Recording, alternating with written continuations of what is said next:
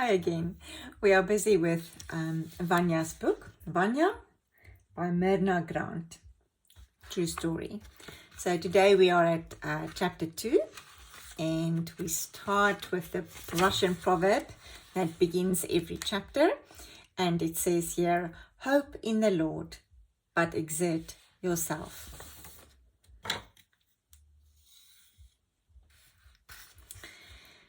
Ivan was filled with praise as he strode across the blackened vineyards under the icy November sky. The hymns of the evening turned in his mind and he half sung, half spoke his thoughts to God. Thank you for the young people, for the farewell meeting, for the bread and the grapes and the honey, for the fresh grape juice from our own Moldavian fields, for Boris and Vladimir and Luba and Yakov and Victor and Svetlana. Praise to you, Lord, for your word, for the preaching of Stefan and Sasha, for the birthday of Elena Kutsimina that permitted us to have a meeting. His mother, gazing from the tiny frosted window of her kitchen, followed his moonlit progress over the fields. What's to become of him in the army, I wonder? She spoke more to herself than to her husband, who was cleaning his boots by the gas heater. He dropped the boot heavily to the floor and straightened his back. Thus far the Lord has helped us, he quoted from the Old Testament. Vasily was a man who hoped to live quietly and avoid trouble when he could. We've all had our times, all right. His wife nodded without turning her head from the window. He was thinking about the Stalin years. Vasily had once heard a tourist in the city say 20 million Russians had been killed in those times. It couldn't have been that many, she knew. Johanna sighed. It wasn't like her to be troubled. Vasily watched her thoughtfully as she moved toward the brick stove to add a piece of wood. He's only 18, only a believer for 2 years. It's going to be hard for him. Her bashuka had slipped back on her head like a young girl's. She reached for the box of tea. He'll be wanting a hot drink. Her voice was low, but she spoke without whispering. It was a particularly Russian art, Vasily thought, this manner of quiet speech. Even in families, but certainly in public areas and at work, one spoke softly and without emphasis. Moldavians like them had to learn it. The curtains lifted in alarm as Ivan opened the door and slipped in, pulling gloves off his reddened fingers. Johanna could read in his smile what a wonderful evening it had been. Many young people? She lifted the kettle onto the stove. Everybody! Stefan and Sasha spoke. Oh, Stefan and Sasha spoke. Simeon ducked out of the bedroom where the younger children were sleeping on their couches and cots. He enjoyed making his parents a little uneasy. They didn't like him to hear conversations about the believers. The fact that they pretended not to care amused him. Hello, Vanya, home from your secret meeting. It was Elena Kutsimina's birthday, Simeon. You ought to have come. And the fact that this is your last night before leaving for 2 years in the army had nothing to do with the meeting. I'm sure no one paid any attention. You're welcome to tea, Simeon. Johanna set out the glasses with some irritation. Was Simeon going to argue on Vanya's last night? At least Stefan spoke. That must have taken the eyes of the girls off one Ivan Vasilievich for some moments, Simeon laughed as a blush deepened on Ivan's face. Johanna smiled. He'll make a good-looking soldier. How could Simeon understand about the preaching of the word? He made a good-looking taxi driver. I don't know what all your customers will do tomorrow when you are gone. I can just hear all the old babushkas crying on the way to the clinic. Where is young Vanya? They'd soon forget about me if you would be kind to them. Simeon choked on the word. Kindness! That is not a Bolshevik word. Kindness and love. Love is a biological reaction. Everybody knows that. His eye caught his mother's flowered cardboard motto on the kitchen wall. God is love. How can a God who is supposedly spirit have biological reactions? Your love for Mama is biological? Ivan set his empty tea glass on the table thoughtfully. Of course. There's a dependence tie because she's my parent, Papa too. And when you marry, will you not love your wife? That is more biological than ever. Simeon smiled in a small triumph. At first, it will be sexual attraction. Then, I hope, friendship based on mutual respect.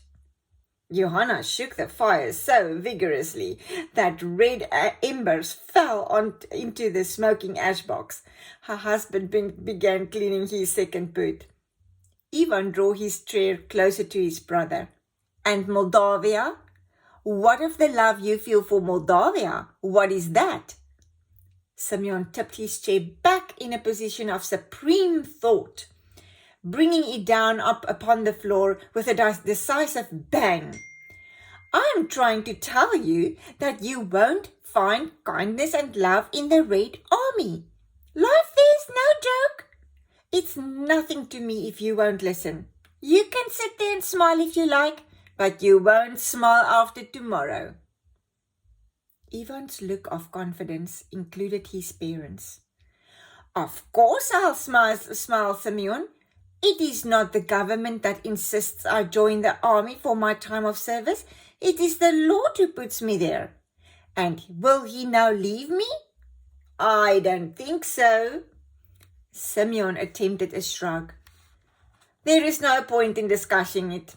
You are determined to have a hard time. So, good night. He picked up the blanket and pillow being warmed on the chair by the gas heater and made for the small porch on which he slept. At the door, he turned. It's not only that you'll make the usual happy fool of yourself talking about God and praying all the time. I am telling you, such activities is not allowed. It is not my fault if you won't listen to me. The springs of his cot creaked repeatedly as he flung himself down and began pulling off his boots. Vasily Trofimov broke the uneasy silence. His voice was so low, Johanna stopped shaking the fire to hear him. You have to do what God tells you to do, son. We know that. If what Simeon says is true, his voice trailed off helplessly. He stared for a moment at the glowing embers in the ash box. I wish there were some way I could help you. His eyes searched for his son's face lovingly. Your mother and I, all the family, all the brethren, will continue in prayer for you. You know that. Johanna had left her crouched position by the stove and, putting the ashes at one side, sat down again beside her husband, her right hand reaching for a basket of handwork. A draught from the window blew the thin drapes hanging in the entranceway into the room, as if they too were trying to hear the conversation between father and son. There was a sureness about Vanya, that didn't belong to his 18 years. She had seen it in the brothers who returned from terms in labor camps. They had faced the worst and found it to be endurable. It was as if the camp was still within them, and they moved in a way different from other men.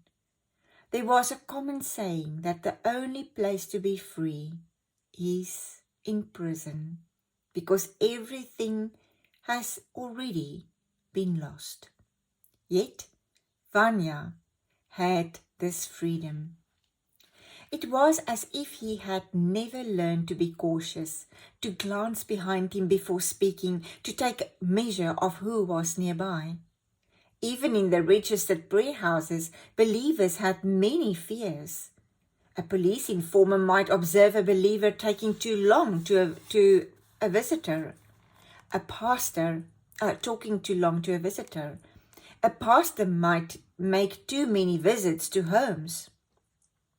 He might preach too enthusiastically or fail to report any irregularity in his congregation. Among unregistered congregations such as theirs, discretion was even more a way of life. But not for Vanya. With a glance at Simeon's room that she could not resist, Johanna leaned out of the light and fell on her sewing to hear her son's voice. Even in the shadow, she could see the relaxed confidence in his face. "Once I had a dream," he was saying softly.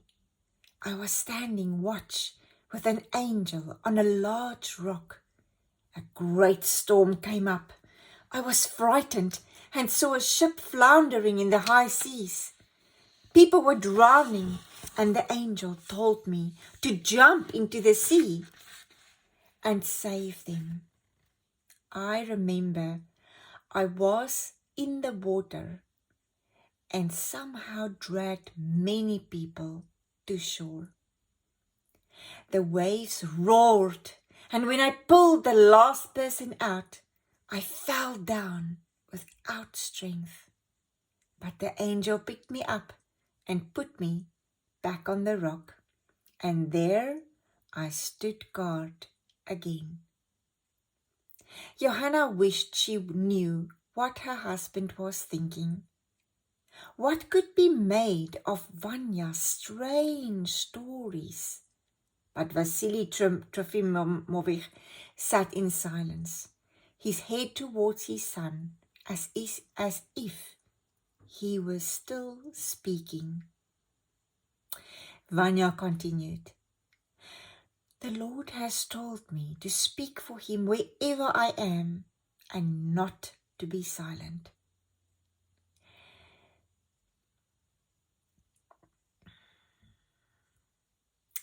This confirms what our pastors say when they preach, that we must witness to God's love and not be fearful about consequences. Stefan spoke of this tonight, that we are all to preach the gospel wherever we are, in school, in our work, wherever, following the examples of the prophets and apostles." Vasily hesitated before he spoke. At last he turned, smiling slightly to his son. He leaned toward him and after a long embrace replied, "So you must obey God, Vanya. So we will pray." The night was long for Vasily Trofimovich. While all the children slept, Ivan, with his already packed suitcase beside the couch that was his bed, Vasily knelt near the stove in a blanket, striving in prayer for his son.